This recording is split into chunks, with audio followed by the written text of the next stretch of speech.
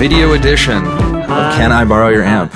This is exciting. Yeah, I'm really excited. So I walked in today not knowing that this was happening. Did you know all day, Wyatt, that this was happening? I did know all day. I know since we asked Roger. Yeah. And he was like, can we film it? And I was like, yeah. We've been we talking about it for a while. Don't have a very appealing place to film it at. Yeah. But it's nice. I think it's very endearing. We can talk now. I can do all my hand motions and do all Because this. you always talk about his hand motions too. You're like, oh, Wyatt's gesturingly wildly. Yeah. Well, ladies and gentlemen, give it up for our guest today, Roger Hallaway. Roger Hallaway. We'll put the applause in post. Yeah, exactly. We can do that now. And now they can, I don't know if it's in frame, but we can see the original Michael Sayre painting in the background. Right. Well, My dad's name is Michael Sayre. Yeah. No relation. Which is that is funny. But dude, how's it going? You had a little getaway this weekend? I did. I visited my hometown of Fresno, California. Hell yeah. Yeah, it was When very nice. did you move from Fresno to here? About 6 years ago. Yeah, I moved out here to finish my schooling at CSU Northridge, and then I just Go Matadors. Go Matadors, Matty the Matador. I never wanted to go back home, and I guess You're I'm kidding. still here. No,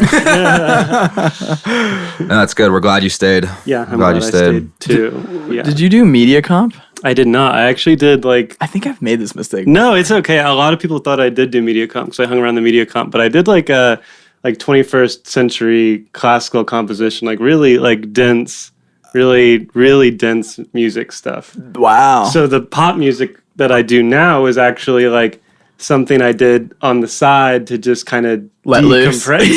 Yeah, let loose, like, and Jesus Christ. decompress. Yeah. Like, Yeah, you know what a what? relief. Fuck it. I'm going to do a parallel fourth. And I don't. Exactly, kind of like I don't give a hoot. Yeah, like I want to make, because I was making some very dense music, and I was like, I just want to make something not as... That's what Rivers Cuomo was doing. He didn't know made that. Oh yeah, he was like What? a classical guitar player in college, and then like ended up making Weezer songs. Sure. Yeah. That is shocking. I didn't know that. I had no idea. Look it up. There you I mean, go. the guitar playing is not like it's not. I would not. There's nothing in it that would suggest otherwise. But I'm kind of like I'm a little shocked to hear that, given that it's just like garage rock. Sure. Yeah. It's good garage rock. Yeah, it is. great. Are you guys Weezer fans? Yeah, I think so. I liked the Pinkerton album. Like I just like Hurley. No, and I do remember when I read about Rivers Cuomo, because I did like the Pinkerton. It was like a random. I picked the album out at like a Rasputin Records, and I was like, oh, this looks really good. And I remember I did more research on Rasputin Rivers. Records. Yeah, it's like a record store in Fresno, and I think they have some in the Bay Area too. So it's like a little bit of a franchise. Yeah, it's a little bit of franchise. Amoeba kind of. Yeah, exactly. It's the Amoeba of Northern California, I Right. Yeah. suppose. Well, there is an Amoeba up in Height. What is there it? is up there too. I believe so. I believe you're correct. Yeah. In Height. Is it on Height? Hate. oh, Haight and San Ashbury. Francisco. Haight-Ashbury, yeah, sorry. I think you're right. Yeah. And I remember reading about Rivers Cuomo, like talking about how when he realized he really liked pop music, he would get like obsessive and listen to like a song and be like, write out the verse, the chorus. What is the section where like he would like Dictate. He would like dictate and analyze like pop songs. And I remember reading about that when I was in high school, maybe, and I was like, man, I didn't know. And I don't mean it in a mean way. I didn't know there were people who took pop music that seriously. Because growing up, you think you're trained like pop music is this thing on the radio that it's just really bubblegum and easy, and one guy presses play. Surface and you level. think it's really simple. Yeah. And you take it as really simple. And then I remember reading about that. I'm like, man, why would someone take pop music so seriously? Why would someone go to the trouble of that? And that's one. I think it's one of the things that I realized as I got older. I was like, oh, pop music is actually this really kind of complex and insane thing. Yeah, Truly. that's like I was gonna say that's like kind of like the Mark Ronsons that I think like these producers that are like that make this music where it's like Dua Lipa or like these artists where it's like you kind of write it off as like, oh, that's pop, but it's like no, these guys are actually like There's really a lot of fucking crazy good. shit in These there. guys are Yeah. really It's good. really dense.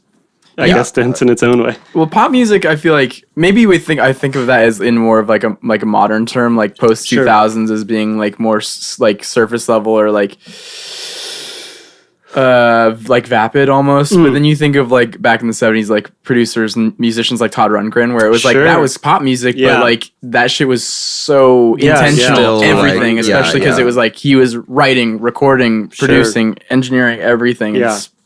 It's, elevating the medium, the Phil Spectors and I was gonna say Brian Phil Spector Wilson too. Is like yeah.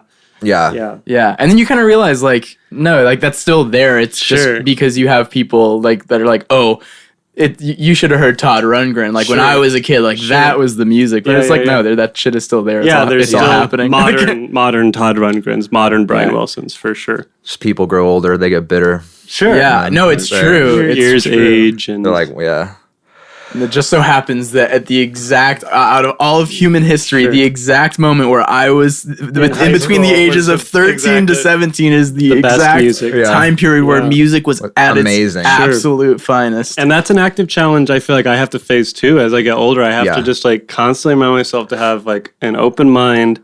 And even if I don't understand maybe what's being played, like to try and understand. Don't be grumpy or grouchy about it. And be like, okay, get over yourself.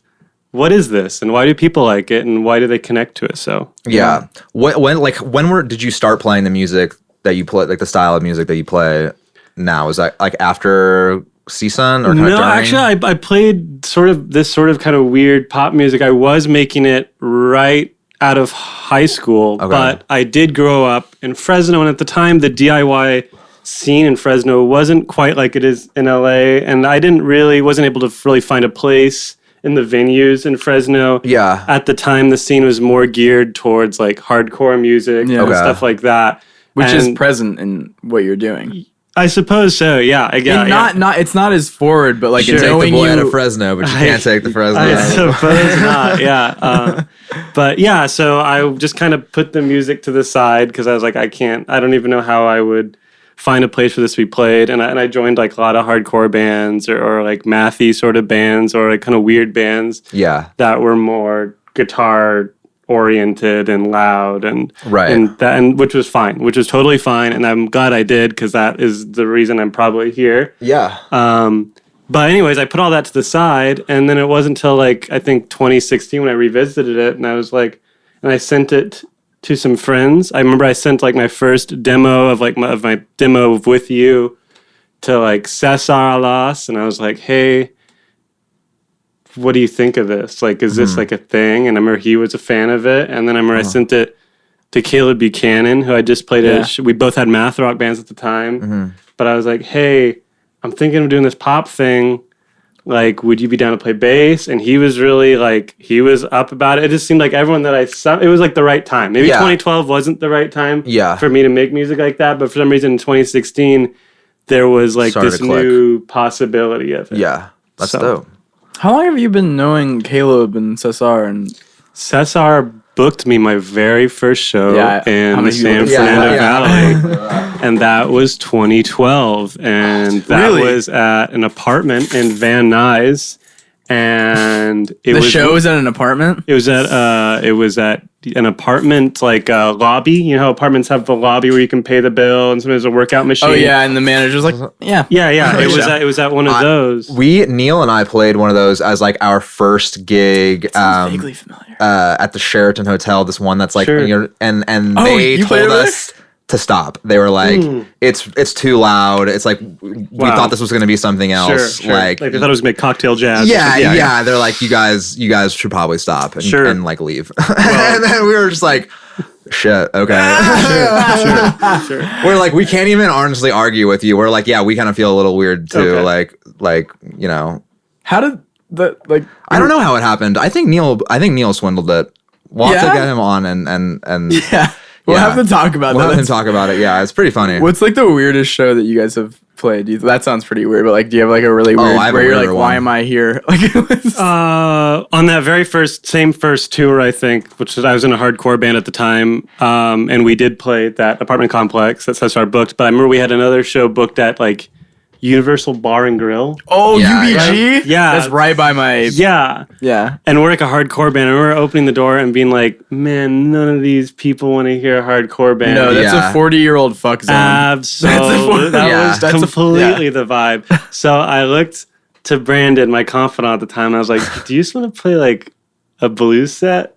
And like we thought it'd be hilarious, so we just played like a blues in every key, and then got the hell out of it. Yeah, but that was like you played that. That was the joke. Is that was the joke? Is that we just like? And I remember someone who actually had come to see us. I feel bad for them. We're like a hardcore band, had come to see us, And they were like, man, I just saw The Horse I Rode play like a blues set. You know, like they were actually like kind of disappointed. Your band name was The Horse I Rode? It was. That's a good fucking I like band that. name. That's pretty funny. That's good. But yeah, that was probably the weirdest. One of the There's weirdest. nothing like walking into a venue that you know that's not the style of music. And you're just like, man, all right, we're here. We're doing it. What do you think the weirdest set that Swells has played? Because most of the shows I've played have just been with Swells. I mean, I did some like combo jazz stuff in high school, but that's always like, all right, kids, we're having an auditorium assembly, and you're gonna be in the corner laying down those 2-5-1s. I don't know if I've really felt like horribly uncomfortable at any of the Swells sets, but I'm sure there's got to have been one that was like cringy and I think we probably just killed it every time. I don't think it's that. I think it's just slayed it. Murders. I think it's. I don't know. Crazy. I mean, we've played a lot of like really small like backyards. Yeah, and bands like, playing for bands. Yeah. Yeah, that's okay. That's just practice. That's honestly not as bad as like going into somewhere where there is people who just don't want to hear. Yeah, exactly. It's not like nothing. It's actually these people do not want. Yeah, What's that one bar in like Pasadena? Oh, Old Town Pub? Yeah, Old Town Pub. Old Town Pub. I feel like we once played a show there where I saw someone as we were singing. He kind of like, he was like at the bar and I just saw him from his back, and it was kind of just like, he just like bowed his head a little bit and then like picked it back up again, and he like picked up his drink and like walked from like the main bar area to the outdoor area, and I was like, all right, that's At pretty least sick. He was nice about it. Yeah. But yeah, I'm glad you saw his personal storyline. You like, I know exactly. And we're playing and I'm like, all right, nice. Yeah, sick. That's funny. That's good. Classic. Yeah, it means more to me that someone's honest. Yeah, you know, if they're walking out of the room, it's just as good as someone giving you a compliment. Exactly. It's just as informative. At least your art affected them. Yeah, exactly. All right, I got to tell this story that happened to me yesterday. Okay, go for it. So It's fucking disgusting. been having a little fly problem in my apartment lately. A couple days ago, I did a pretty deep clean for one person in a 3-person apartment.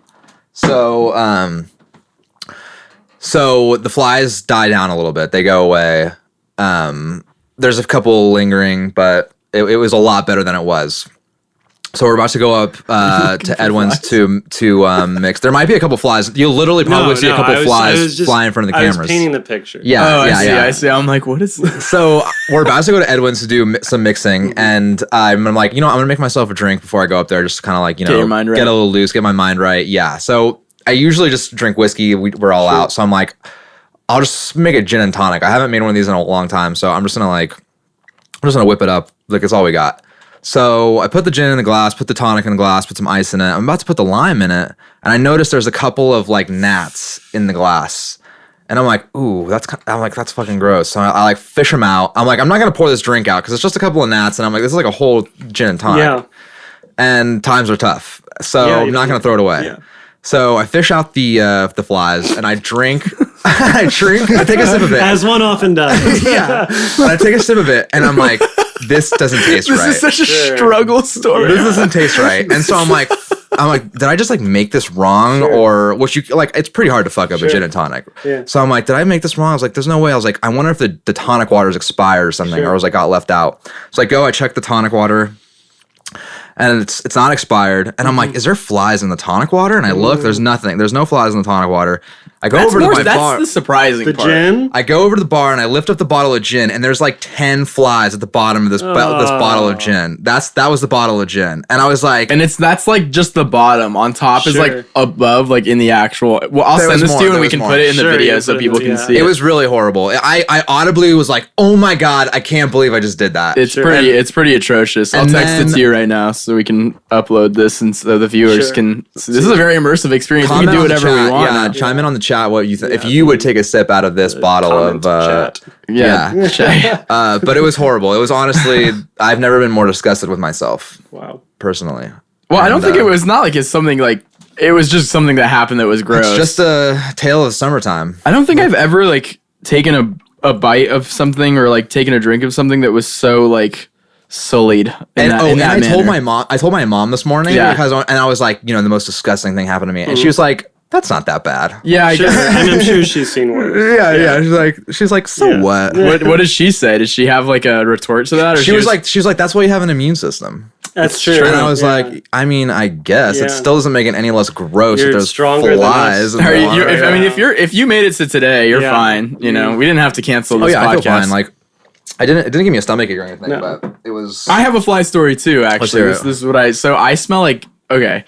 So I went to we had a little bit of extra time to kill after I got work before meeting up here because I had to stay a little extra long at the studio. So I had my golf clubs in the back of my car, and I was like, I'll just go to the driving range. I'll work on that swing a little bit.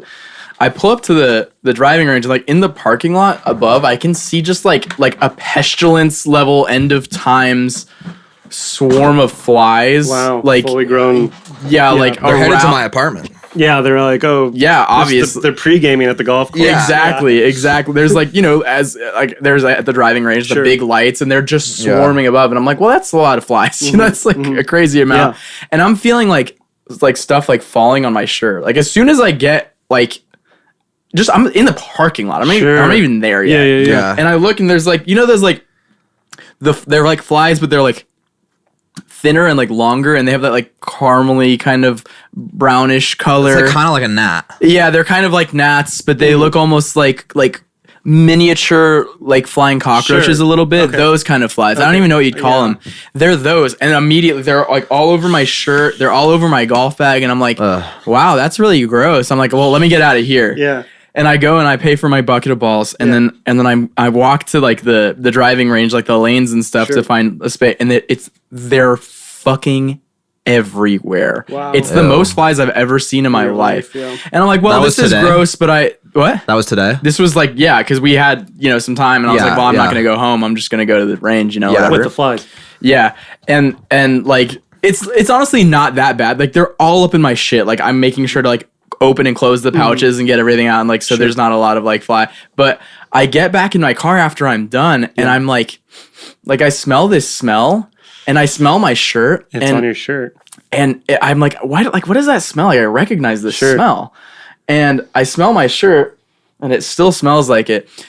We had like a bed bug problem a few years back, and when you would kill the bed bugs, like the smell of like it would smell like pheromones or something. It's like the pheromones or like whatever the smell of like their like the like thorax or whatever their smell was. Yeah. That was the smell, and I don't know if it was like they had been like maybe they had been like dropping their pheromones on me while I was swinging or whatever. But my shirt fucking reeks like bugs. Wow. The reason, I mean, you're right. It's not that big of a deal, but the reason it is a big deal is because the reason why we pay so much for everything in California is to not have to fuck with bugs.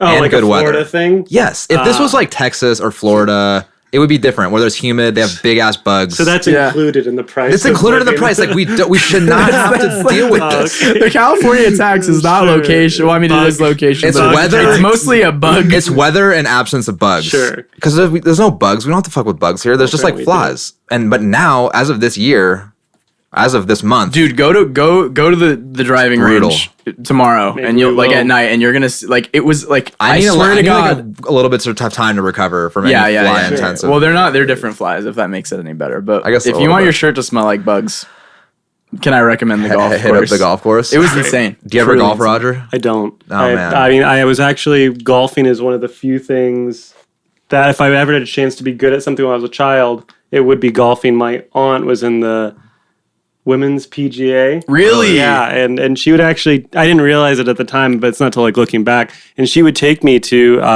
like the driving range when I was little. Yeah. And to like even mini putt when I was like golf a lot. Yeah. I didn't realize it, but I think she was trying to see like, does this kid, can he receive it? You know what I mean? Can he learn? Yeah, exactly. And no, I was like, I was a horrible, but it's crazy. I almost wish I had been more receptive to it. Because then I could have like been like good at something, like really good at something. Well, you're good. I mean, you are. You're good at really something. good at music. You are good at something. But I could have been even better at golf. Well, I would say that you probably could be really good at golf. Your performances are very, very physical, very golf-like. Like, what if there's something like. You know how you like sometimes we'll like pick things up later in life and like, oh, I wish I would have done that earlier. Sure. Like if there was something you like would have stuck to as a kid, like what would it would have been golf? Probably golf. Yeah. Probably if I would have stuck. Or is there anything you were good at, Maddie? Like Fencing. I was pretty good at I wanted fencing. to fence when I was a kid. I really wanted to. Luke, for one of my birthdays, Luke was like, I bought us a shared membership at this fencing studio. And like every weekend we would go. Yeah. And like, I mean, he's 12 years older than me. I was probably around 12 at the time. So he was like about my age now. And like a kid half my age, like we would go fencing and like we would just go during the open spar sessions and we would like learn and stuff. And I would beat his fucking ass every time. You had it called to you, it resonated with you. But it was just really expensive, so we fell out of it. And like I think we just did that month, but we went every weekend like multiple times and like got really into it. And like we were learning foil, and it was really cool. And I really fencing's liked it. really cool. Yeah, it was. What about you? Was there a thing you were good at? No. Wait, really? I've just been very bad at everything throughout my life. Yeah. No, wasn't very good at sports. I guess like right before I went to high school, I was paintballing a lot. Okay. But that's not a profession. That's just like I thought people do professionally paint. I thought there are like teams. There are, but like not like golfing or fencing. Yeah. Like, what do you? I mean, fencing. Hey, bro, you can literally you can make millions of dollars a year playing video games. Sure, that's very nice. Like, there's nothing like life is really just what you make of it. Yeah. There's nothing too dumb to make. I mean, fencing is in the Olympics, right? I believe so. Yeah, but I mean, that's just like is there that Olympic was golf. Maybe? No, I don't think so. There's Olympic skateboarding and the Open US Open. No Olympic paintballing though. No, nothing. So in this alternate reality, you would be the only one who'd be an Olympian. You would be very wealthy, Roger. I would be wealthy. I don't know. Yeah, I don't know. And you would have like a signature paintball. I would be like, Stair splatters. Sorry guys, like I'm gonna be in Castaic this weekend. I'm not gonna be able to head to your beach house and I'm gonna be like Castaic. Yeah, I'm gonna be pushing stair splatters paintballs. Yeah, in Gorman. I have a sports chalet sponsorship that I have to pull through with, and oh good lord. So talk to me. So I have a question. Sure. You just went on tour with Michael Sayer. I did go on tour with Michael Sayer. I want to hear some tea. I want to know with what your dad? With another gentleman. Michael Sayer. What's Jason like on tour? Yeah, what's your guys? Yeah, that's a great question. What's your guys' dynamic like? Yeah, Jason is wonderful on tour. You don't have to lie. Yeah. I'm not lying. And anyone will tell you that when I first joined the band, I was very much the new kid at school. Right. Jason was the first one to sit with me in the van. He was the first one to talk with me in the van. He was the first one to be social with me. Nice. I'm sure you know Jason can be very friendly, and he was very friendly to me. So that was very nice. But that's great. That's great. Yeah, Jason's wonderful. How was your time like on that tour? Like, what did you anything like? Which tour? That was your third. Your most recent one. That was my third tour. The last one, yeah. That was your third. That was a very smooth tour. That was probably the easiest one.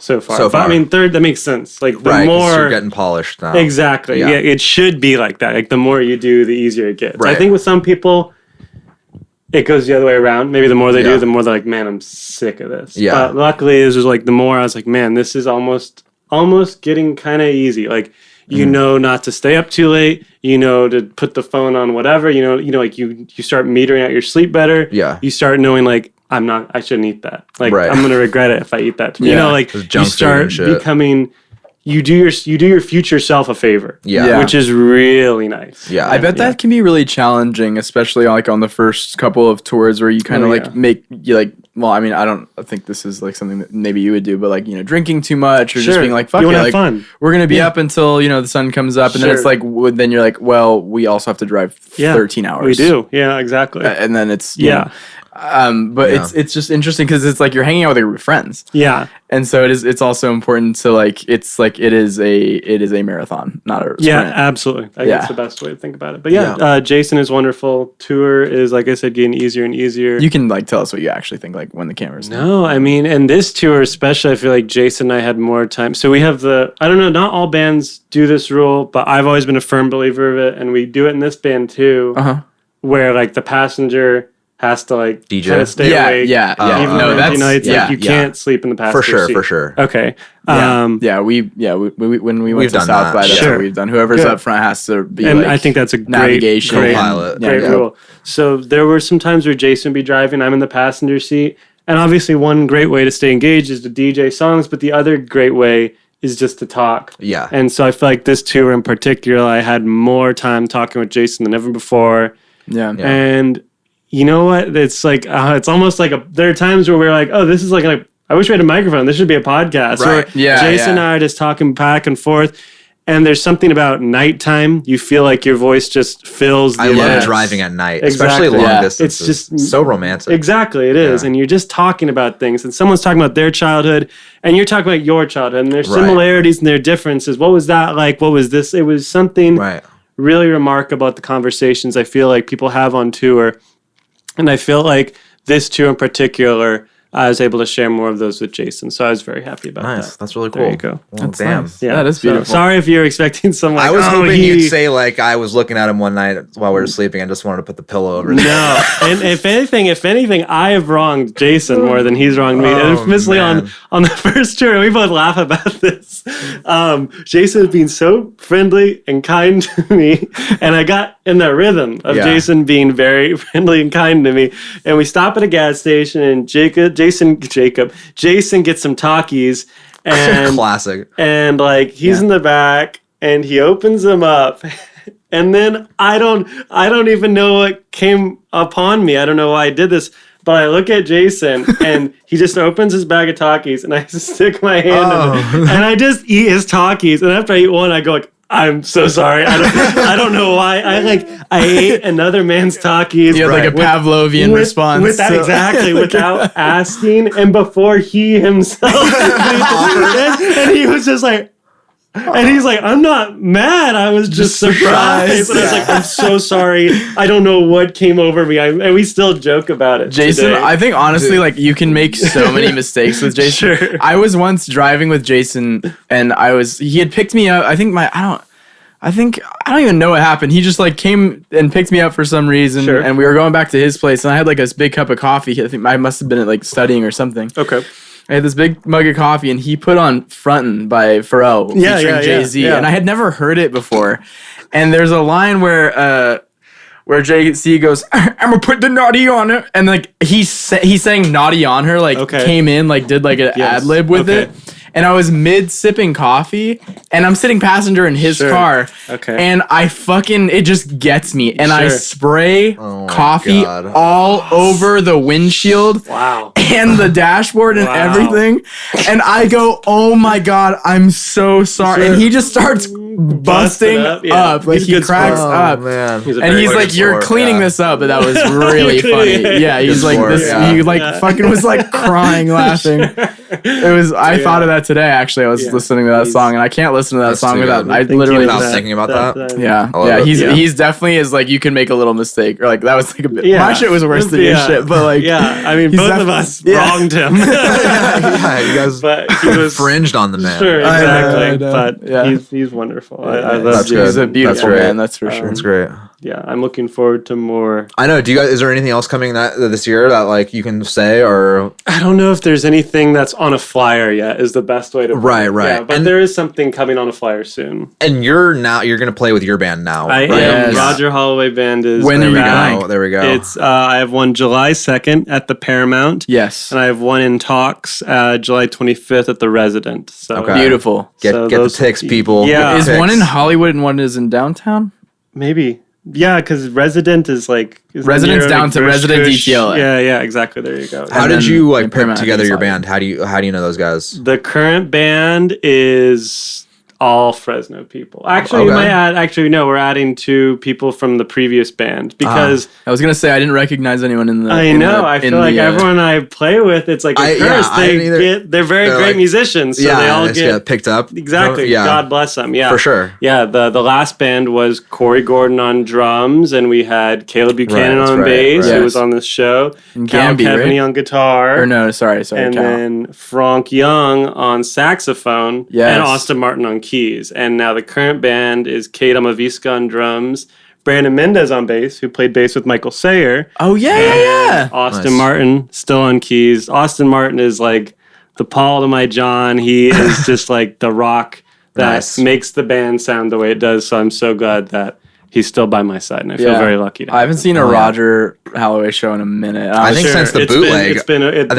It's been over two years since I last played a show, I think. Every time I open my drawer and I see that like my white Roger Hallaway shirt, and I just think of $25 where'd he go? bills. Yeah. And I think of that latex. My black latex jumpsuit. The jumpsuit. I don't know if I'll bring that one out. We'll see. Well, yeah, we'll see. Gotta bring it back. With the safety pins. Were you worried that you're gonna get stuck in poke? Because you kind of like after we took it off, and maybe I can find a picture, maybe not.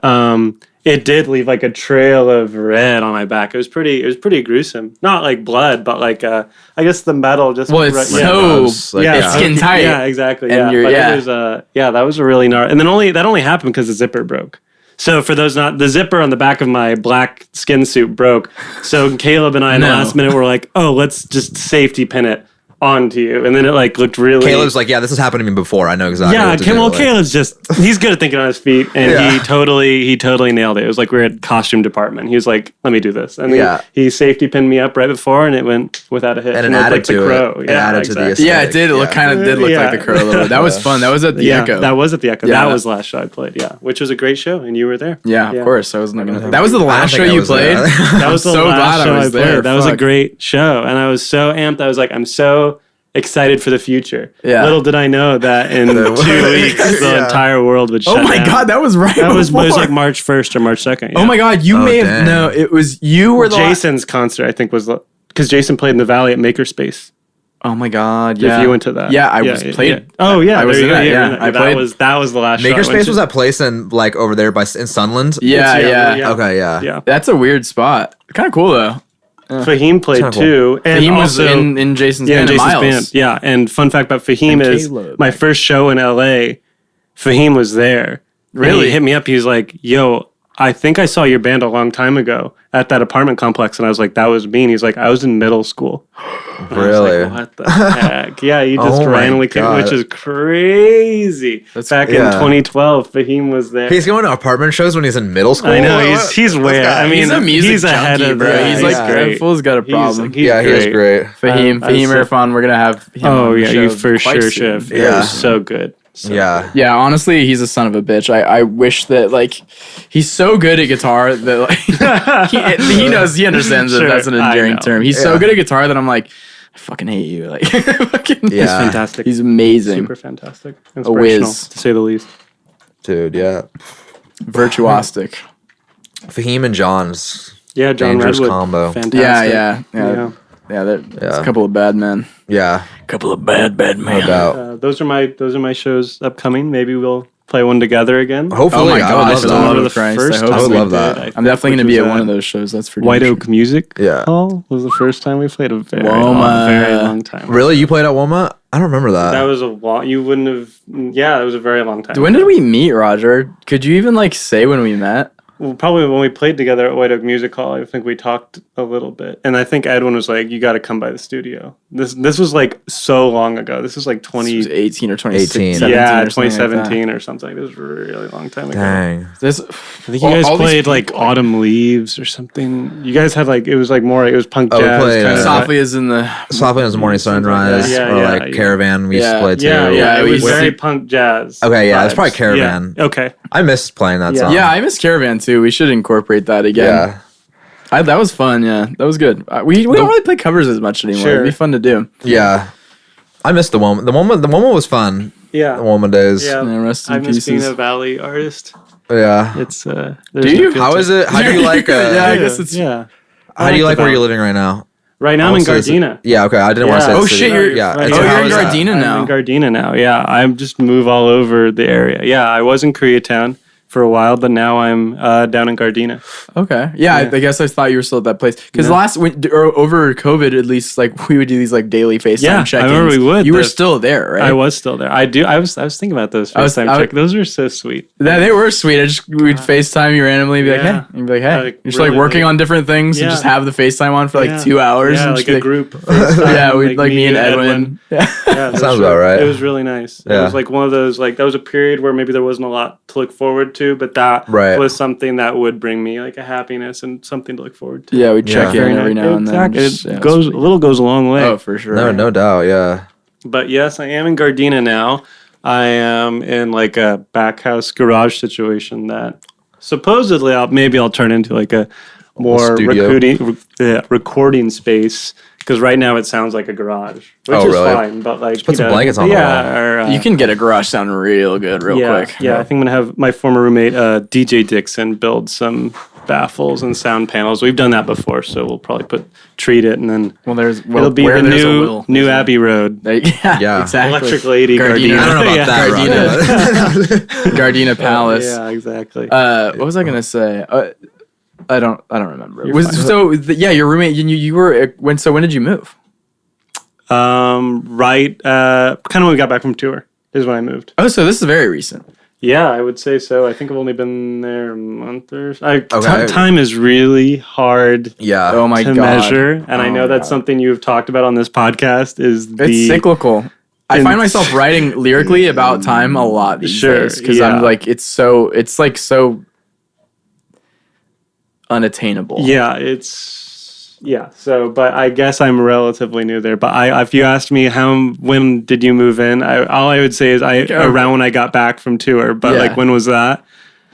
Who knows? I don't know. It was the Earlier last in June. It was the last week of May.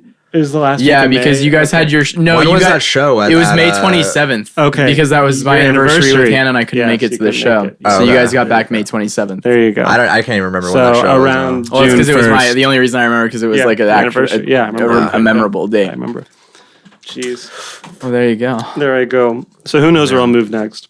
Maybe back to the valley. Do you have any desire? Is there any place right now that you think about and you're like, I really like to live there? I mean, I like my current situation in Gardena, good, but yeah. I mean, honestly, I've lived, like I said, the Valley, K-Town, now Gardena, and I feel like I always I try and make the best of wherever. Yeah, that's I the best thing to live. do. That's the best thing to do. Like even living in the Valley, I just remember I lived on Roscoe and Balboa, not too far from the Budweiser plant. Oh yeah, I know exactly where that is. That's Yeah, real I know close. exactly where it is. And I remember me and a roommate would just go walk from there to CSUN, and we would go to the orange groves at night, and it would just be so nice. You walk from there to CSUN? Yeah, was it like 30 minutes maybe or something like that? Of a walk? A little more, maybe a little more. Yeah, probably but a little bit more. That's a you're decent walk. But it's the valley, so it's like kind of quiet at night. I actually have a lot of memories from that area. From Yeah. before I was like doing anything actually exciting, Sure. I would go to like that CSUN area. Yeah. It was like the first time I smoked hookah. Was Okay. like right by CSUN. CSUN. Yeah.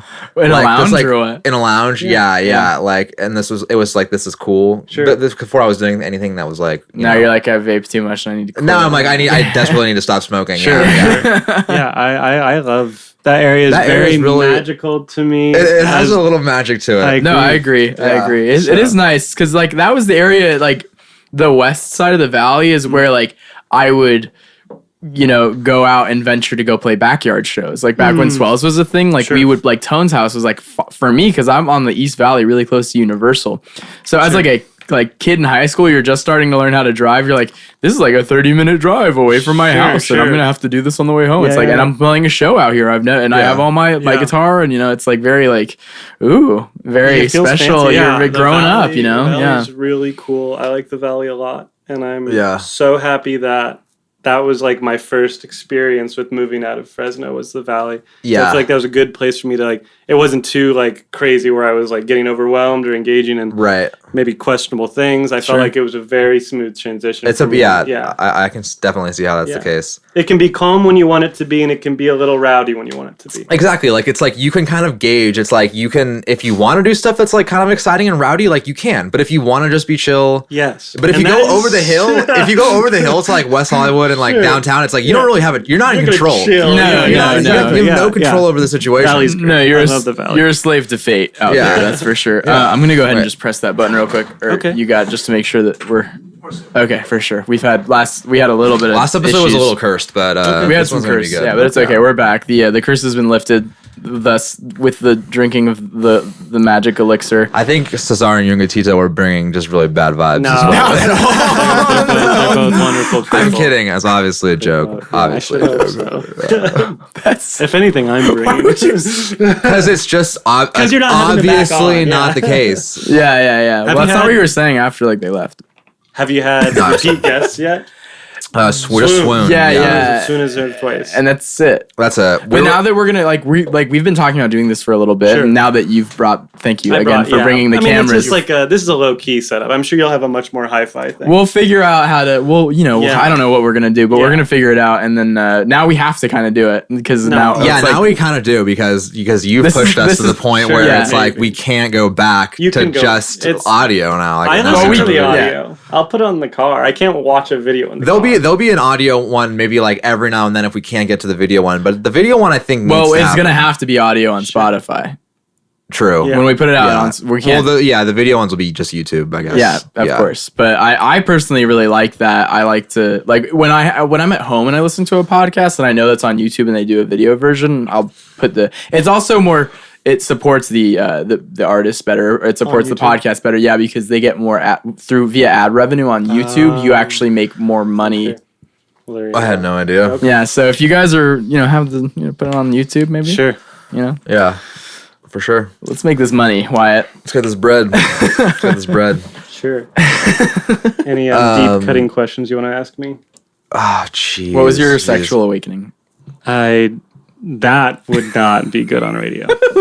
not something pleasant, unfortunately. That's okay. Some people. I want to ask about your guitars a little bit because I see you playing a lot of guitars, and I have so many crappy guitars. Do you like? Do you usually like buy a guitar and sell the next one, or you just have accumulated? I have way too many guitars. All these guitars, but they all cost me like $200, $100 or less. Yeah. I played this Epiphone Dot on tour with Michael Sayer, and that I bought for $60 out of like kind of like a trailer park area in Fresno. Yeah, and I still remember buying it, and I remember had the thinnest. Does it feel strings. good, or are you kind of like, I kind of wish this was a little easier to play? I had 14 gauge strings on it for most of the tour, and then piano strings, basically, like really thick strings. And then when we got to San Francisco, I was like, I knew San Francisco was a decent place to get your guitar set up. So I was like, you know what? I'm going to just change it to 10s and be a normal person. Were you playing like a god at the end of the tour? My bends were like, it was like obscene. Like three notes, three half steps up. Well, on the 14s, you do that and you barely get a whole step. Yeah. But then you go back to 10s and you're like, you can get a fucking minor third going. Yeah, or exactly. like a fucking major third you can even. go really wide. Yeah, so I switched to much thinner strings in San Francisco. And I'll just keep it like that. Now, is that like, that honestly sounds a lot like that like Jack White method of like having the like, I'm just going to buy this like cheap shitty guitar and I'm going to put super fucking heavy strings on it. And it's going to be really hard to play. And that's part of the thing for me. Yeah, I agree. That it's a fucking I agree. Yeah, every guitar I have, it needs to be set up. Gotta be a battle. But I don't get them set up because I don't know. I guess I'm cheap or something like that. So there's like something slightly wrong, I think, with every guitar I have, and it's really a question of like, which slightly wrong thing do I want to take on tour? Yeah. And for that guitar, it's like, oh, the pickups are so dull, and there's some dead spots. So that one has really big, thick strings to combat that. Yeah. But yeah, exactly. So like the pickups are like corroded, or no, they're just like it's Epiphone Dot, which is just don't pick up a lot, entry level kind of dull guitar. It's kind of, but it's whatever. But there's something to it. Like those fucking like cheap guitars really kind of have like a grit. There's a charm and grit. Yeah, I agree. Do you like customizing your guitars at all, or everything is pretty much and that stock? Is the worst decision I make, because if you customize guitars, it immediately cuts away the resale value or anything like that. So it's kind of like I'm just almost like you're stuck with it now. Yeah, I'm stuck. Like even my Strat, I hand painted. That's like me painted that myself. Yeah. And if you look up close, you can be like, oh wow, this guy definitely painted this himself. My pink Strat. Yeah.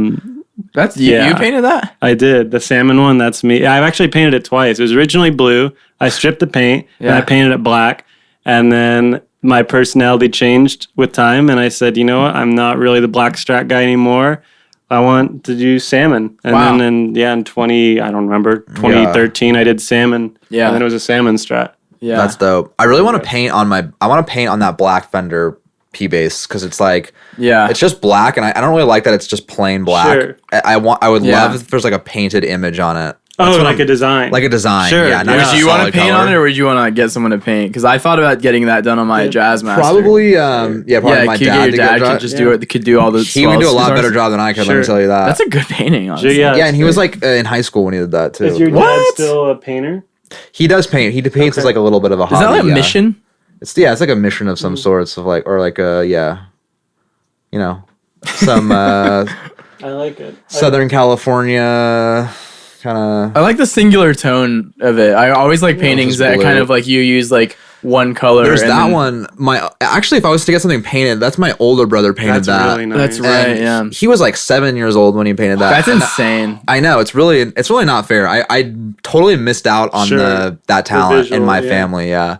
That is truly incredible. But if I had anyone, I would probably get down to get my older brother to paint something. I'm gonna that'd be pretty cool. Or even if not the body, the pick guard is sometimes or something like that. Yeah, exactly. Yeah. Cool. Yeah, that's cool too. I just modified my Telecaster quite a bit. You had a Bigsby on it. Yeah, I put a Bigsby on it. I put a Palfaro neck on it because the original neck was like a Strat. I didn't know you changed the neck out. Yeah. Cullen Jensen. Do you know Cullen? I haven't gone to Cullen, but I mean to. I would like to. If you live in the San Fernando Valley or like surrounding areas and you need guitar work done and you don't want to give like $90 to like some old ass fart that doesn't care. Yeah. Go to Cullen Jensen. I think his @ is Cullen, Cullen on Instagram. We'll put it in the description. Fantastic luthier. He's not gonna cheap you out. He's gonna do the work and he's gonna do it well. And he'll give you honestly like all the scientific reasoning behind all of his decision making. He's very versed in what he does. And we're not getting paid for this. This is not a sponsored ad. It's not a sponsored ad. It's a genuine endorsement. Yeah. Cullen. I will have to go to Cullen. That being said, Cullen, it would be really cool if you pitched us $200 or $300 for that. Time is money, Cullen. Yeah. I gotta bring the Jazz Master into Cullen. It's been I can imagine those are finicky. Yeah, guitars. well, yeah, he's done a lot of work on that. Sure. But it's playing great. It's just been 6 months since I've taken it in, so it's time for a setup.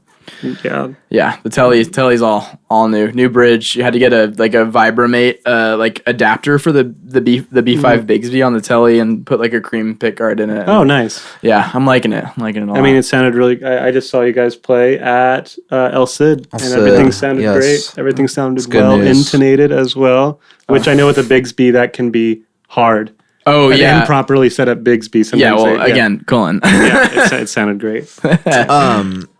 The other thing I wanted to ask you that I like to ask people sometimes is, besides music, like, what do you like to do? Like, is there anything you like to do that you enjoy out of life besides your golf obsession? Besides golf and besides music? I've always been a visual person. I've always told people, I'll ask about music. And the fact is, like, I do not have a really natural relationship with music. It's always been really hard. Same here. Yeah, it's like, I've had friends who got it. Were able to get it, but everything has been very hard. Where it's been playing guitar or drums or keeping good rhythm or playing to metronome or singing in tune. Mm-hmm. Yeah. Or having a good ear for mixing things. Like all of those things have been really hard. Yeah. That being said, I feel like when it comes to conveying myself in a visual sense, I feel a lot easier, whether it be shooting a video or knowing kind of what lens I want for something or how I want to color grade something or if I want to put titles on a video. That kind of comes natural. That I feel like has come a little more naturally. Yeah. So I will say when it comes to visual things, I enjoy doing them because it's kind of like, oh, this is not so much like swimming upstream with music. Yeah. So over quarantine, I spent every day forcing myself to use the 3D modeling program Blender. Okay. I haven't gone on there in a second. But even that, I felt like I was able to kind of like navigate relatively quickly, like the more I worked on it. Yeah. So visual things, I think overall come to me a little faster. That being said, I don't think I'm like a great necessary visual artist. I don't mean to say that, but I just mean it's easy for me to get my point across visually. Have you ever thought about making like a short film or something like a video? Yeah, I would love to. Yeah. I've talked to other people, and other people have approached me with the idea. They'd be like, I feel like we have a similar I think that would be really cool. Thing. Yeah, I've actually... Even if it was completely disconnected from your music. Oh, yeah. I feel like it would be better even if it was. Yeah, like that would make it even more pure of a thing. That would be really cool, I think. Yeah. I wrote like a pilot over quarantine. And or even TV show. I did a script read with like Caleb and Ali Kelly, and it was a whole thing. That's really yeah. I would love to see that. That would be great. So I do like writing as well. Yeah, that's fantastic. So maybe a TV show or a movie. I mean, like you were saying, if you feel called to, like we were talking about this before we started rolling, but like we were talking about, like, you know, even just something as simple as like remixing another person's song that you feel very called to do. It's like you really owe it to yourself and other people if you feel like a calling to do something, to just, you know, give it a shot and like, you know, bring it to fruition. I would personally be very interested to like the Roger Hallaway movie. Oh my God. Yeah. No, I mean, that would be really good. You know what I've always thought would be kind of funny is like a Curb Your Enthusiasm, but like in the valley, like musicians, like in like you know what I mean, like amongst obviously like no one would get it. I feel like because no one really but we would get it. Yeah. And it would just be like these series of things where we're doing these mundane things, and you run into other people, and like it's kind of what it is like in real life. Like you do like you do a show, and you like, run into these people, and you have like all these like little situations that happen. And there's not like a TV show like that. I think would be hilarious. That's why I feel like that's why that stuff does so well, is because it's like mildly fantastical, but like it's almost as if you're like there could just like not be cameras there, and this like, may as well just be some interaction. Yeah, I've been in something like this. I shouldn't be seeing this interaction happening. I agree. It's fantastic. Are you at Paramount? I do work at Paramount Recording. Okay. I'm an assistant engineer. Today was actually really fun because we got to record a full band, and doesn't happen very often. Sure. And so that was really fun. We had a full drum kit, and there was a bass player, guitar player, keyboard player. Really good. All really good. It was the Naked Brothers band, right? No. I don't know what they were called. They were called The Clothes. I'm not gonna say what they were called because last time I said that about work, and I was like, I felt a little bad about it. Yeah, you're fine. It's no one exciting though. Yeah. No one you would know. I mean, they were exciting. This band called the Beatles. Yeah, it was this guy named Paul McCartney, and he was like, whatever. Like, John's been alive this whole time. Hologram, actually. Yeah. I keep kicking your Gatorade. I'm sorry. Fine. It's totally empty. Get a little too excited. But yeah, no, it's been a long day for sure. Cool. And I'm sorry we started this so late. Yeah, it's like a past midnight, I think, for those watching. We're like, it's a little past midnight. Yeah, we're burning the midnight oil. It's about 12:18. Yeah. Wait. Are you a nocturnal person? I think you are. No. Right now I am. I'm pretty flexible. Okay, that makes me a little happier because I felt a little guilty. I was like, man, I was like, we're meeting at 9:30 p.m. And I was like, okay, that's late but cool. And then I was like, all right, it's 10:30 p.m. I know. And then I was like 10:30 p.m. and they're like, you gotta wait. I know. I was like, shit. I hope Roger isn't like trying to get to bed and stuff like that. You're fine. Yeah, you're also a musician, so I didn't feel that bad. No. Because it's like, good. You know, because I'm not a real person. Because he's a musician. Yeah. Like, it's like scum of the earth. Hey, if you want to be on our podcast, you play by our rules. This is the I might show up. late night hour on. Sure. Yeah. Well, I'm happy. This is you Steve Tyrell. Happy. Yeah, you had to stick the Steve Tyrell reference into every podcast episode. I guess he's my guy. I bet he is. I bet Just know once we get Steve Tyrell on this podcast, then you won't be truly accomplished what we've. Do you want to share any list of guests you would like to have, or is that like confidential information? No, we've talked about some folks. I think. Do you know Daron?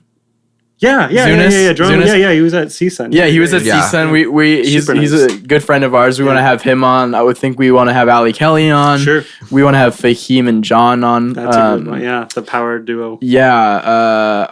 I was gonna talk to Miguel soon and see if he wanted to come on. Sure. I don't like. Is there anyone? Oh, maybe Paul Cherry would be really cool. Paul Cherry would be funny. Yeah. We're trying to get one with. We're always trying to figure out people to ask to come on. I think Neil and Jason we're trying to get because they were like our Jason boys. Talked about that. He said he wanted to do one with. Yeah, we're gonna do a Swells. That's a good special. Swells cast. Yeah, Swells cast. Okay, full on. I don't know. This is a conversation. It's what happened. It's like, I feel like a lot of times you were someone we were thinking about for like a bit of a minute. Okay. Yeah. We were like, we got like, eventually we have to get Roger. I have like a note on my phone where it's like a list of people. We were like, we've got to get Roger on eventually. I'm glad to be on. Yeah, no, glad you're here. Sure. But there's, I don't know. It's very I feel like as of lately, it's been kind of spur of the moment. Like when we first started out, we had like this list of people. And then once we did the list, we were like, who can we get? Like, we've been externally very busy, and this is obviously not the most important thing I think creatively that we have going on. Yeah. But we really want to stay consistent. With it. Sure. So it's like I think it's a good thing. I think so too. We have like a set day of the week. Typically we don't do this, but we have vocal sessions on Tuesday and Wednesdays. Okay. So typically we'll record on Wednesdays, but like like that's my set. Like I have like with work, like I can't go past like this time on Wednesdays because like that's the day that we do this. But it's just been a little externally busy. So thank you for your patience, fans. Yeah, sorry we missed last week too. Everybody. We made up for it. We made up for it with this fucking this fucking guy. This prize. Is there any like? What are some final things that people need to know about Roger Hallaway? Is there anything that would just make it better to be a Roger Hallaway fan? Like they're already fans of you. Sure.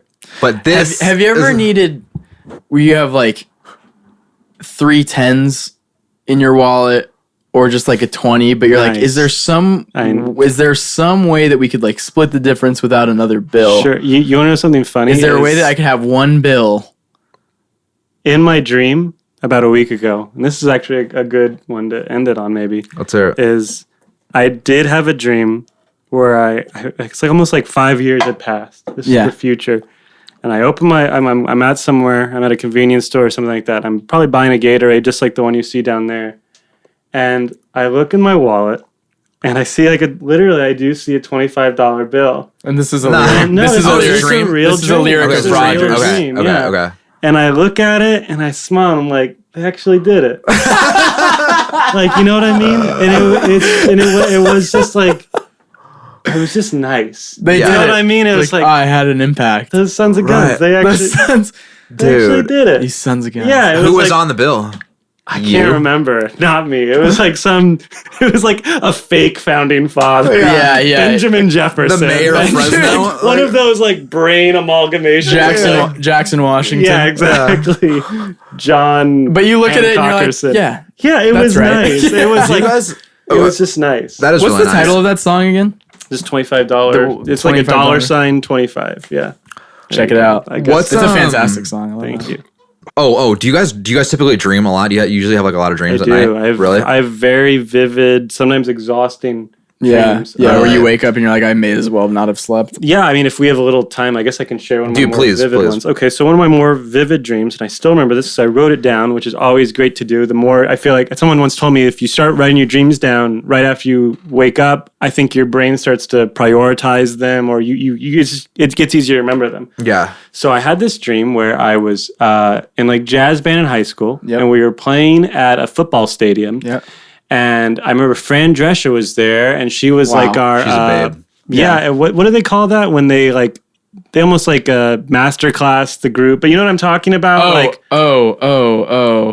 Where they have like a musician, like a very like prominent, or not prominent, but like tell you what, do this with the band, do this with the band. Oh yeah, like a and they like have a clinic. Yes. Clinic. Oh, Yeah. So So Fran Drescher is giving us a clinic. It's like the clinician, and I remember at one point I play bass, and she like picks up the bass and just shreds it. and I'm just like, love to see that. damn. And then my director's like, okay, everyone go break. And so I break and I walk away from the football stadium, and suddenly I'm in a house where everyone's playing hide and seek. I remember there's this girl, and she's like looking for everyone, and I'm like, oh man, I don't want to get caught, so I like hide under a blanket. She like in the room. It's almost like she knows I'm in the room, but is feigning ignorance. Exactly, and doesn't find me. So I'm like, okay. And then after a while, it's dead silence, and I'm like, man, I should probably get out. You know, maybe it's a thing like where everyone stopped playing the game and no one told me, like that childish fear. So I take off the blanket, and no one's in the house, and I hear noise, and I open the door, and suddenly it's like I'm outside, and there's a creek, and there's water running, and I open and I walk, and I see everyone's gathered down at the creek, well, far in the distance. Everyone's looking at something, and I start walking closer and closer to see what they're all looking at. Yeah, and I see that they're all staring at this large glass crucifix that must be 30 feet tall, thick glass. What the hell of a dream? And I try and see who's on top of it. And the moment I look, I realize it's me. And the moment I realize it's me, the point of views shift. So now I'm being crucified on this giant glass crucifix. Yeah. And there's this little girl down at the bottom of the creek. And I can tell she wants nothing more than to pull me down. So she starts climbing up the crucifix like a spiral. Yeah. And she climbs up to where my head is. But because it's glass, she doesn't realize that she's behind me, separated by glass. And she tries to pull me off, but she can't. So she starts hitting the glass harder and harder. and she basically disintegrates into bone and blood. Jesus. From the amount of force. Well, yeah. And I look down, and there's the girl who was playing hide and seek earlier, the one who didn't find me. Yeah. And she smiles. And the way I look at her smile, I know she's smiling because she knows she's the only one who can take me down. Oh, and then I wake up. Weird, bro. And what do you think? Like, what do you think that means, or like that? I don't think I'll ever know. I had that over like maybe a decade ago, but it's still okay. Oh, that was a decade ago. Yeah, I was like, this was just like last Wednesday. I'm like, no, it was a very long time ago, but it's always stuck with me. Did you grow up? Did you grow up in like a religious household? Not particular. I mean, when I was young, this is my mother was Catholic, my father was Protestant. Yeah, so that old chestnut. So they both tried to like whatever. Give me a little bit of both, and nothing stuck. Yeah. Yeah. But, dude, that's a crazy fucking dream. Yeah. That's and so it's not like that very often. That was like kind of a special one. That was that was a particular intent. Mostly they're like, oh, I'm driving my car drives 1 mile per hour. Right. Yeah. Or like usually like if I have like I don't dream very often for whatever reason, but the dreams I usually have is like something like where like that where like I'm driving and I just try to step on the brake and the brake doesn't like I can't like the brake's not working and I'm like stomping on the brake and like in my dream I'm like come on I'm like keep going. Have you ever had like where there's that and then you have another dream where it's like the resolution to that? No, I never get the resolution. So I like so many other people have had that classic dream where it's like, you know, I've been out of school for a few years now. I haven't had to deal with finals or anything like that, but I'll have that dream where you're just kind of doing whatever you're doing. You're going about your regular life, and then all of a sudden you're like, oh, I have a final, and it's in 20 minutes, and I'm late, and I haven't been to any of the classes, and I don't think I've been to any of my classes, and why have I forgotten about this? And then I had this one dream semi-recently where I had been having all these crazy, just super stressful dreams. Like I just felt like every single night I would go to bed, and I just would have these dreams where I've had some type of shortcoming, and like the end of this string of dreams ended with me going to bed one night. In this dream, it was one of those situations where I came into class and I went up to the professor, the teacher. I think it was in high school, and I came up to the professor and I was like, "Sorry, professor, I'm not prepared for the final. I don't know what to tell you." Like, and the professor's Roger Holloway, and they're just looking at you. and she was like, Maddie, honestly, like you've done a lot of really great work this entire semester. Sure. Like, you know, you could do it at a later date, or we could just like call it a draw and like we'll just give you a B+. I'll just give you 100%. She's like, I know you would have done well, and and I just remember being like looking off to the sun, and like I'm like sitting there in the classroom. The classroom's like the door is open. It's like one of those bungalow style classes, and the sun and the sun is like shining in, like it's like golden hour, and I'm like feel the sun kind of shining in. I'm like, oh, this is good. This is nice. And then I woke up and I had tears streaming down my face. It was like, and I just felt like, oh, like I knew, like when I woke up, I was like, okay, this like stint of bad dreams is finally over. Really it was like, I was like, thank God. It's really nice. It's pretty funny. It's crazy. I've never had that where only once in my life have I had it where I was like, no, it's okay. Like everything's fine. You're safe. And like, it was nice good. To be reminded that. Yeah. It was really beautiful. I like woke up crying. I like called Hannah. I was like, you won't believe what happened. Like, she was aware of like all these dreams. It was really beautiful. So that's good. Well, on that note, we'd like to wrap this up. Sure. This episode, this first video episode ever. Yes. Roger Hollaway. Hi. Episode 15. Thanks for having Fresno legend. Soon to be Los Angeles legend. Soon to be Los Angeles legend. Give me a second. Wait. Before we wave goodbye, your social media. Oh yes. Where can people find your shit? Roger Hollaway. We'll cut that out. ROGERHALLAWAY. And you got a show on July 2nd. I do at the not the region, Paramount. But the Paramount. And then not the 25th, region, but the maybe at the Resident. Okay. I think. There we go. TBD. Yeah. Thanks for tuning in, everybody. Thanks for tuning in. Thanks for having me. See you next time. Bye. All right. Super fun. Yeah. It was fun.